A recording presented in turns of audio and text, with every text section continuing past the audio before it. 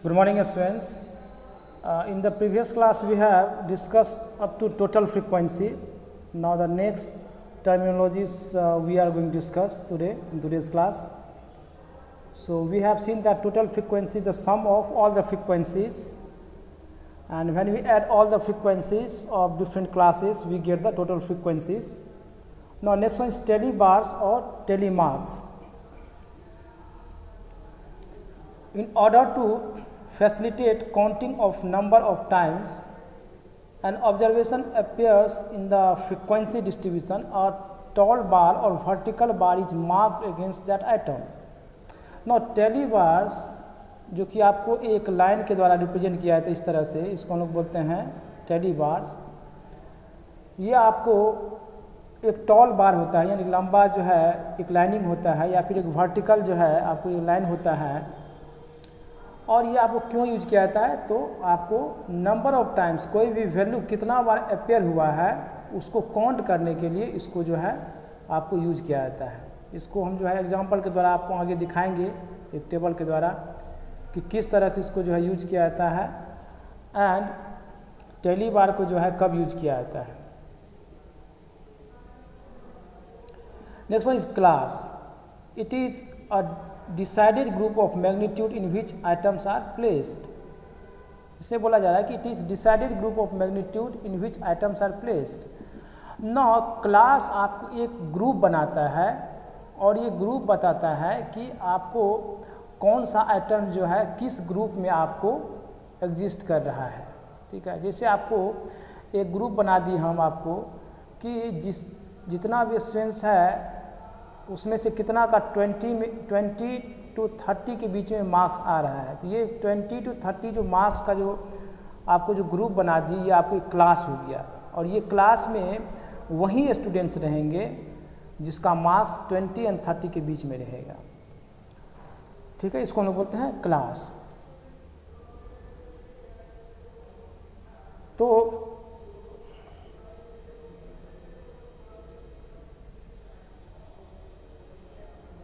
Class का मतलब हम लोग क्या देखें, क्लास का मतलब हम लोग ग्रुप देखे हैं, और वो जो ग्रुप बनता है उसमें जितना भी आइटम्स रहेगा उसका सिमिलर कैरेक्टरिस्टिक्स रहेगा।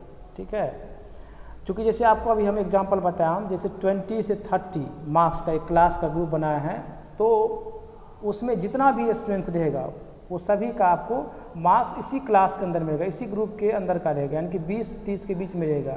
यदि उसका 35 है 40 है तो इस क्लास में एग्जिस्ट नहीं करेगा, वो दूसरा क्लास में एग्जिस्ट करेगा। तो इसको हम लोग बोलते हैं class. Next one is upper limit and lower limit. Upper limit क्या होता है, लोअर लिमिट क्या होता है, उसको हम लोग देखते हैं।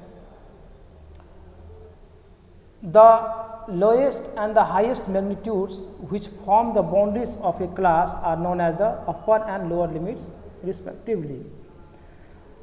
जो आपको लोएस्ट रहता है मैग्नीट्यूड वैल्यू रहता है किसी भी क्लास का, उसको हम लोग बोलते हैं लोअर लिमिट।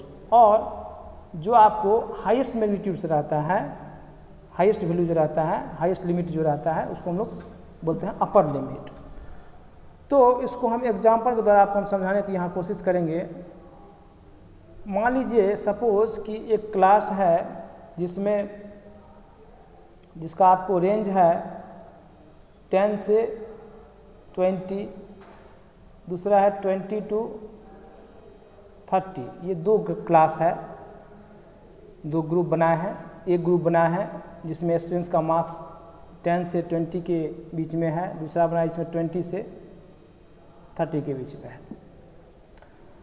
तो यहाँ पे आपको ये जो है 20 यहाँ पे इंक्लूडेड नहीं है और 20 इसमें इंक्लूड रहेगा इस क्लास में। ठीक है, आपको types of inclusive series, exclusive series, ये सब आपको आगे हम बताएंगे, उसमें इसको डिस्कस करेंगे। ये आपको जो है एक्सक्लूसिव सीरीज है। ठीक है, यानी कि इसको यहाँ पे काउंट नहीं किया जा रहा है, यानी कि 10 से लेकर के और 19 तक जिसका भी मार्क्स है वो इस क्लास में रहेगा, और 20 से लेकर के 29 तक जिसका मार्क्स है वो आपको इसमें रहेगा। तो यहाँ पे लोअर लिमिट क्या होगा, यहाँ लोअर लिमिट होगा 10। ठीक है, यहाँ पे लोअर लिमिट क्या होगा, यहाँ लोअर लिमिट होगा 20। उसी तरह से आपको 10, 20, 20, 30। ये हो गया लोअर लिमिट इस क्लास का, लोअर लिमिट हो गया, इसको हम लोग एल से भी रिप्रेजेंट करते हैं। और 20 हो गया अपर लिमिट, इसको यू से हम लोग रिप्रेजेंट कर सकते हैं, ठीक है। या L1 L2 से भी रिप्रेजेंट किया जाता है, L1 मतलब लोअर लिमिट, L2 मतलब अपर लिमिट, या L U से रिप्रेजेंट कर सकते हैं, L for lower limit and U for upper limit. तो इस क्लास में जो 10 से 20 जिसका रेंज है, इस क्लास का जो लोअर लिमिट है वो है 10 एंड अपर लिमिट कितना है 20। ना ये जो सेकेंड क्लास है इसका लोअर लिमिट क्या है, इसका लोअर लिमिट है 20 एंड अपर लिमिट क्या है, अपर लिमिट है 30। तो आई होप आपको समझ में आ गया होगा कि lower limit and upper limit हम लोग किसको बोलते हैं, ठीक है। एग्जाम्पल के साथ आपको हम दिखाए यहाँ पे।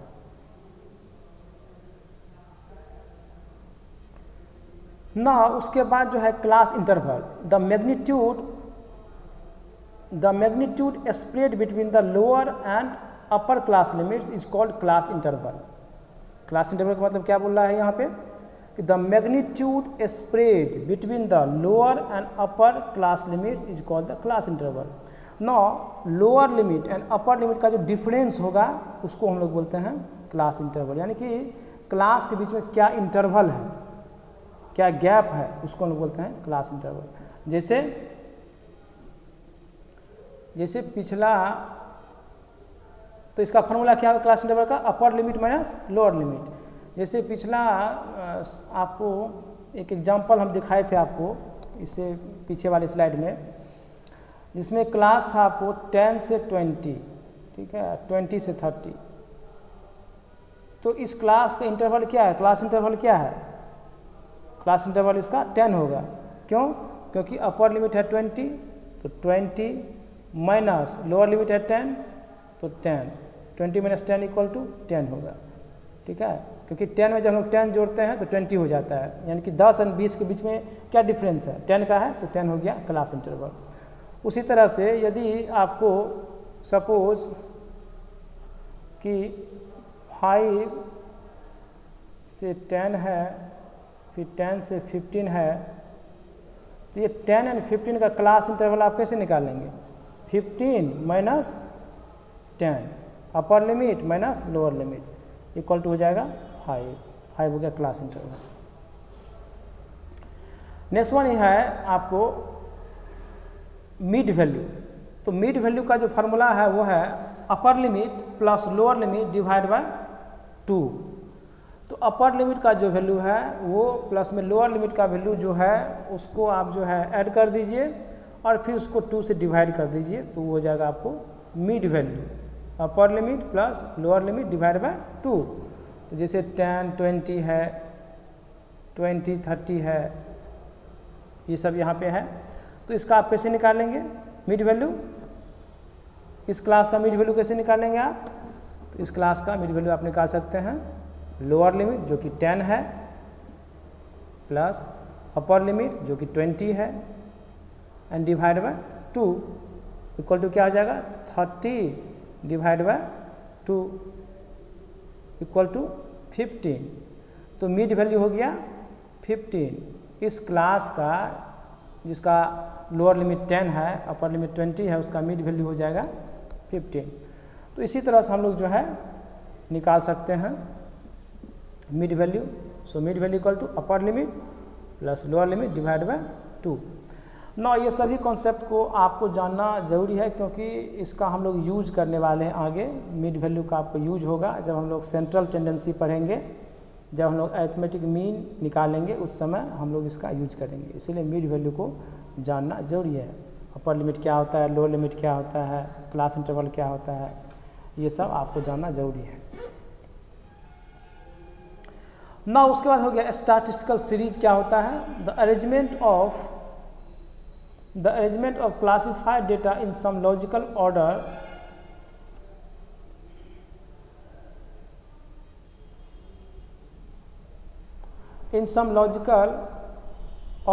like according to the size, according to the time of occurrence or according to some other measurable or non-measurable characteristics is known as a statistical series। Statistical series जो होता है वो आपको मेनली इसको आप समझ सकते हैं कि ये आपको एक अरेंजमेंट है, यहाँ पे हम लोग डेटा को, आइटम्स को हम लोग अरेंज करते हैं, और आपको जो अरेंजमेंट है, जो कि एक क्लासिफाइड डेटा है, उसको हम लोग अरेंज करते हैं, अरेंजमेंट ऑफ क्लासिफाइड डेटा। क्योंकि ऐसा नहीं है कि आप डेटा को कलेक्ट किए और कलेक्ट करने के साथ ही आप अरेंज कर दिए, नहीं, डेटा को कलेक्ट करें, उसको हम लोग क्लासीफाई करते हैं, फिर उसको अरेंज करते हैं। तो यहाँ जो अरेंजमेंट कर रहे हैं हम लोग क्लासीफाइड डेटा को, वो हो सकता है कि अरेंज जो हुआ कुछ लॉजिकल ऑर्डर में हुआ हो, या साइज के अनुसार हुआ हो, जिसका ज़्यादा साइज है उसको पहले, फिर उससे छोटा वाले, फिर उससे छोटा वाले, या फिर आप डिसेंडिंग ऑर्डर में भी जा सकते हैं, या फिर आप असेंडिंग ऑर्डर में जा सकते हैं। तो ये आपको डिपेंड करता है आपका कौन सा क्लासिफिकेशन को आप यूज किए हैं फॉर द स्टैटिस्टिकल सीरीज, ठीक है।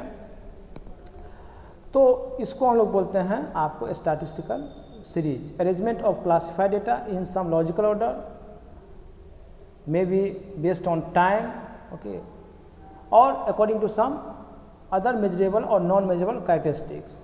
तो मेन जो है आपको इसमें यहाँ ये देखना है कि एक सीरीज है जो कि आपको अरेंजमेंट ऑफ क्लासिफाइड डेटा है, उसको किस तरह से अरेंज किया। तो डिफरेंट टाइप से इसको आप अरेंज कर सकते हैं, जो भी क्लासिफिकेशन आप यूज कर रहे हैं, जो भी मेथड्स यूज कर रहे हैं, उसके अनुसार आप इसको अरेंज करेंगे। Now types of series. A statistical series can be classified in the following manner: on the basis of general character, on the basis of constructions. Now types of series जो है इसको दो टाइप से आप इसको divide कर सकते हैं, जनरल कैरेक्टर के बेसिस पे और कंस्ट्रक्शन के बेसिस पे, ठीक है। कंस्ट्रक्शन के बेसिस मतलब क्या, किस तरह से बनता है, तो उसको हम लोग एक एक करके देखते हैं। यहाँ पे आप देख सकते हैं इस जगह पे,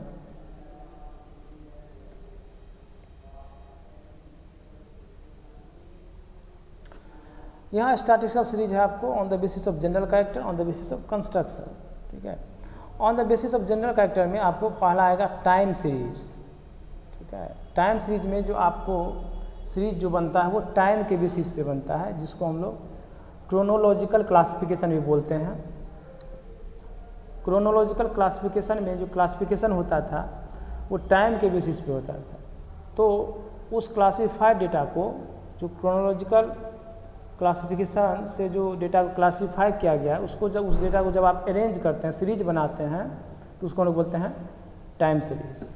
दूसरा है spatial series on the basis of space. आप जनरली हम लोग जब मेथड्स ऑफ क्लासिफिकेशन पढ़ रहे थे उसमें देखे थे कि दूसरा जो आपको मेथड था वो था आपको ज्योग्राफिकल क्लासिफिकेशन।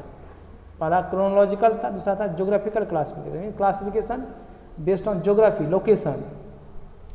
तो उस क्लासिफाइड डेटा को जो कि लोकेशन के बेसिस पे क्लासिफाई किया गया है, ग्रुप बनाया गया है, उसको जब हम लोग अरेंज करते हैं, सीरीज बनाते हैं, तो उसको बोलते हैं स्पेशियल सीरीज। याद रखना, ये क्लासिफिकेशन नहीं हम कर रहे हैं, हम लोग सीरीज बना रहे हैं। और सीरीज किसका बनाएंगे, तो क्लासिफाइड डेटा को। तो जो डेटा आपको लोकेशन के आधार पे क्लासिफाई किया गया है, आप ग्रुप बनाए हैं, जैसे population of China, population of India, population of Brazil, ये सब जो है लोकेशन के बेसिस पे आप इसको क्लासिफाई कर दिए। फिर उसको जब आप अरेंज करते हैं, सीरीज बनाते हैं, तो उसको हम लोग बोलेंगे स्पेशियल सीरीज। तीसरा है condition series on the basis of condition. Condition series में क्या होता है, आप जो सीरीज बनाते हैं वो किसी कंडीशन पे रहता है। जैसे इनकम ग्रुप ऑफ 100 to 200, ये आप कंडीशन रख दिए कि जो भी लेबर 100 से 200 के बीच में आपको डेली वेज जो है कमाता है, जिसका डेली इनकम आता है 100 से 200 रुपया, उसका आप ग्रुप बना लिए। दूसरा आप ग्रुप बनाए 200 से 300 का, यानी कि इसमें आपको वो सभी लेबर्स आएंगे इस रेंज में जिसका डेली इनकम जो है 200 से 300 के बीच में, और इस तरह से आप इसको ग्रुप बनाते हैं। तो यहाँ कंडीशन है, यहाँ कंडीशन रखा गया है कि 100 से 200 के बीच में जो इनकम है, जिसका आपको 100 से 200 के बीच में जो इनकम है वही इस क्लास में आपको आएगा। तो इस टाइप का जो सीरीज बनेगा बेस्ड ऑन कंडीशन, या फिर कोई दूसरा कंडीशन, हाइट कंडीशन हो सकता है, एज कंडीशन हो सकता है, तो उसको हम बोलते हैं कंडीशन सीरीज। अब आप आ जाइए on the basis of construction. On the basis of construction में series of individual observation discrete series and continuous series. ना जो आपको डिस्क्रीट सीरीज है उसको हम लोग प्रीवियस क्लास में भी डिस्कस जो है किए थे, हम बताए थे आपको कि जो सीरीज है वो डिस्क्रीट वेरिएबल्स को यूज करके ये सीरीज आपको बनाया गया। यहाँ पे सिंपल टर्म में आपको हम बता रहे हैं। कंटिन्यूस सीरीज में जो है यहाँ पे कंटिन्यूस वेरिएबल्स को यूज करते हुए सीरीज बनाया गया है। यानी कि डिस्क्रीट सीरीज में आपको एग्जैक्ट वैल्यू रहता है, जबकि कंटिन्यूस सीरीज में वैल्यूज नहीं रहता है, रेंज रहता है। जैसे 100 से लेकर के 200 के बीच में कितना का इनकम है, जैसे 10 है मान लीजिए, तो 10 है, हम लोग को ये मालूम नहीं है कि एग्जैक्ट इनकम कितना है। हम लोग को केवल ये पता है कि 100 से 200 के बीच में जो है जिसका इनकम 10 है, तो हो सकता है किसी का 150 हो, किसी का आपको 101 हो, डिफरेंट वैल्यू हो सकता है। तो जब रेंज की जब बात किया जाता है, रेंज की, तो उसको हम लोग कंटिन्यूस सीरीज बोलते हैं। फ्रैक्शनल या फिर फ्रैक्शनल वैल्यू भी उसमें रह सकता है, एग्जैक्ट वैल्यू उसमें आपको पता नहीं रहता है। अब इंडिविजुअल सीरीज में क्या होता है, इंडिविजुअल सीरीज में डेटा आपको जो रहता है सीरीज में वो सिंगली रहता है, ठीक है, सिंगल डेटा जो है वहाँ पे रहता है। सिंगल का मतलब हम ये नहीं कहना चाह रहे हैं, इसका मतलब ये नहीं हुआ कि वो जो है रिपीट नहीं होता है सीरीज में। सीरीज में वो रिपीट होता है, ठीक है, रिपीट हो सकता है। आपको इंडिविजुअल सीरीज का आपको हम दिखा रहे हैं, लेकिन उससे पहले यहाँ पे आप देख सकते हैं कि इंडिविजुअल सीरीज के बारे में क्या बोला गया है कि individual series refers to that series in which items are listed singly. यानी कि हर एक जो आइटम्स यहाँ दिया हुआ है वो आपको किसी एक पार्टिकुलर ग्रुप से किसी पार्टिकुलर रेंज को रिप्रेजेंट नहीं कर रहा है, ये खुद अपने आप को एक सिंगल आपको रिप्रेजेंट कर रहा है।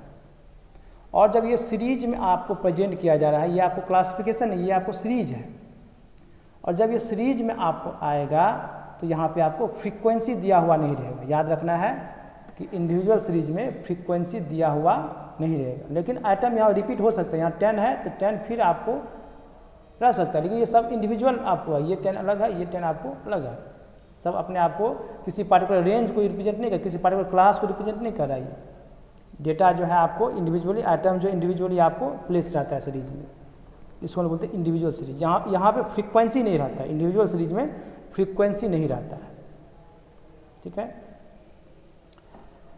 ना।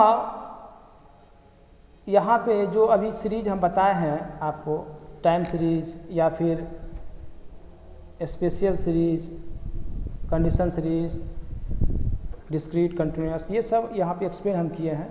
आप देख सकते हैं कि time series a series of value of some variable according to successive points in time, ये ऑलरेडी हम बता चुके हैं। स्पेशल सीरीज भी आपको हम बता चुके हैं क्या होता है।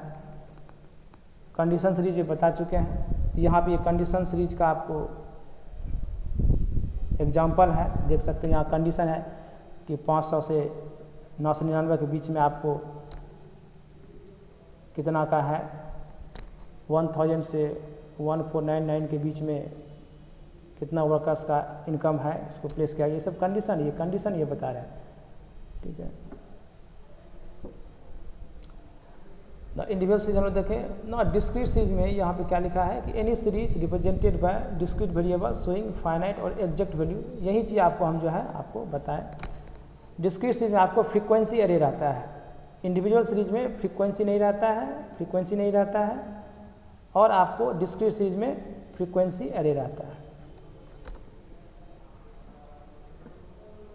और कंटिन्यूस सीरीज में आपको रेंज ऑफ डेटा रहता है, ठीक है। यहाँ पे रेंज बताते हैं, यहाँ पे एग्जैक्ट आपको वैल्यू को यहाँ पे नहीं बताया जाता है, यहाँ पे रेंज ऑफ वैल्यूज रहता है ना। Construction of discrete frequency distribution. अब डिस्क्रीट फ्रीक्वेंसी डिस्ट्रीब्यूशन जो है उसको हम लोग कैसे बनाएंगे, उसका आपको एग्जांपल के द्वारा जो है हम समझा रहे हैं कि कैसे हम लोग फ्रीक्वेंसी को डिस्ट्रीब्यूट करते हैं। यहाँ पे एक क्वेश्चन है, इस क्वेश्चन को आप देखेंगे ध्यान से और क्वेश्चन में बोल रहा है कि prepare frequency table of edges of 25 students of class 11 in your school. यहाँ पे आपको फ्रीक्वेंसी टेबल बनाना है, ठीक है। आपको इस सीरीज को यूज करके आपको एक फ्रीक्वेंसी टेबल बनाना है।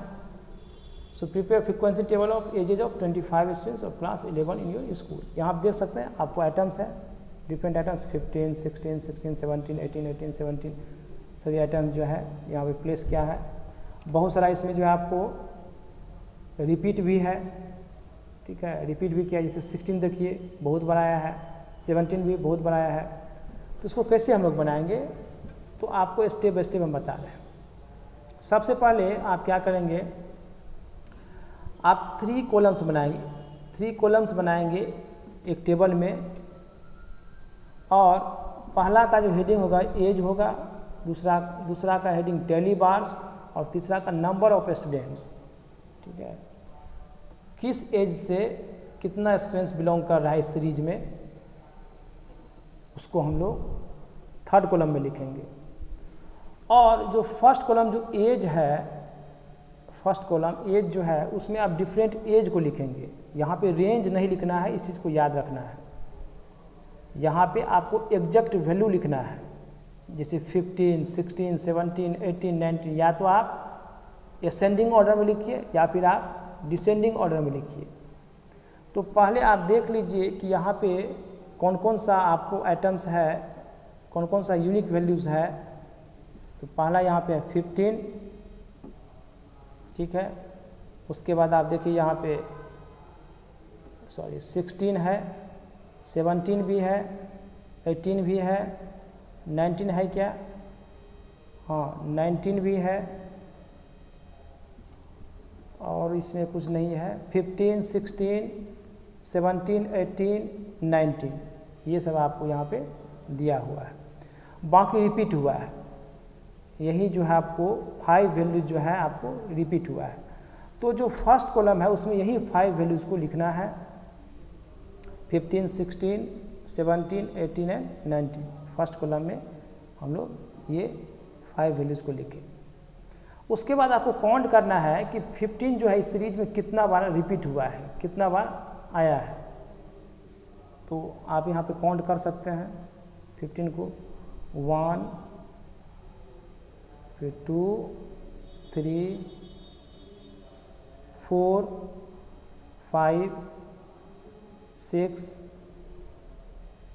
7, ठीक है। 1, 2, 3, 4, 5, 6, 7, 15 जो है 7 टाइम्स आया है। तो इसका फ्रीक्वेंसी हो गया 7। 15 का जो है आपको फ्रीक्वेंसी 7 हो गया। उसी तरह 16 का आपको फ्रीक्वेंसी हो गया 9। 16 को काउंट करना है जिस तरह से 15 को किए हैं। फिर 17 को काउंट करना है जो कि 5 टाइम्स आया है। 18 जो है 3 टाइम्स आया है। 19 जो है 1 टाइम्स आया है। इसको टेली बार्स में आप रिप्रेजेंट कर सकते हैं। सिर्फ 15 है तो यहाँ पे आप देख सकते हैं कि 15 में आपको 7 फ्रीक्वेंसी है। तो 7 को कैसे लिखा गया है, यहाँ पे देखिए 1, 2, 3, 4, ये 5 हो गया, क्रॉस कर दिए। फिर हो गया 6, 7। 9 को कैसे लिखा गया है, तो 5 ये हो गया और फिर 4, 1, 2, 3, 4, 9 हो गया। 5 को कैसे लिखना है, तो 1, 2, 3, 4 और फिर क्रॉस कर दिए। टेली बार्स में भी आप रिप्रेजेंट कर सकते हैं। हमेशा टेली बार्स का ज़रूरत नहीं पड़ता है। आप चाहे तो इसको जो है ये काउंटिंग में आपको हेल्प करता है। आप चाहेंगे तो आप डायरेक्ट भी नंबर ऑफ स्टूडेंट्स को फ्रीक्वेंसी को लिख सकते हैं। हम लोग जो है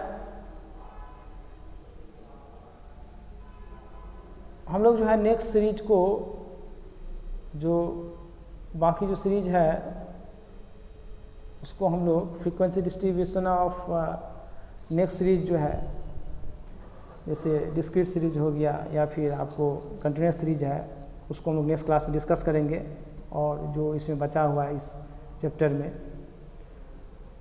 I hope that you have understood and you will do the practice of some questions related to mid value, class interval और frequency distribution जो अभी आपको हम बताए हैं। And this is all about today's class. Thank you.